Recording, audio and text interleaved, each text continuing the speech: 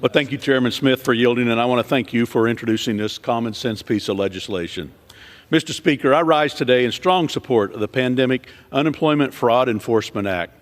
But before I get into my planned remarks, I want to fact-check some of the colleagues on the other side of the aisle attacking President Trump, claiming that laid-off federal workers are being prevented from receiving unemployment.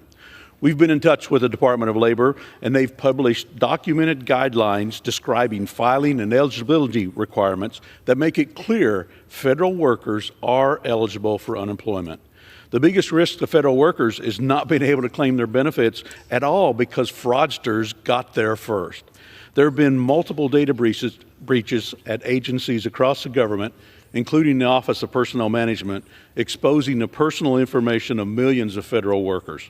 Democrats should be supporting this bill to catch fraudsters that are still out there using stolen identities to file illegitimate claims. My colleagues on the other side of the aisle have insisted, despite their pushback on Trump's administration's actions, they want to cut waste, fraud, and abuse. Well, today they can prove it. The bill we're debating is really pretty simple.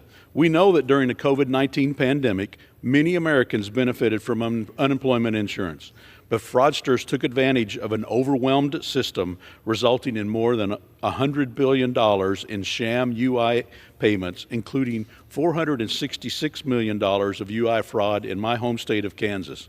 But the statute of limitations is fast approaching on March 27th, and if Congress doesn't act, these scammers are off the hook. Our legislation today extends the statute of limitations from 5 to 10 years. With nearly 1,700 open cases, this bill gives the Labor and Justice Department the tools they need to go after these criminals. This should be an easy yes for everyone in the chamber. And with that, Mr. Speaker, I yield back.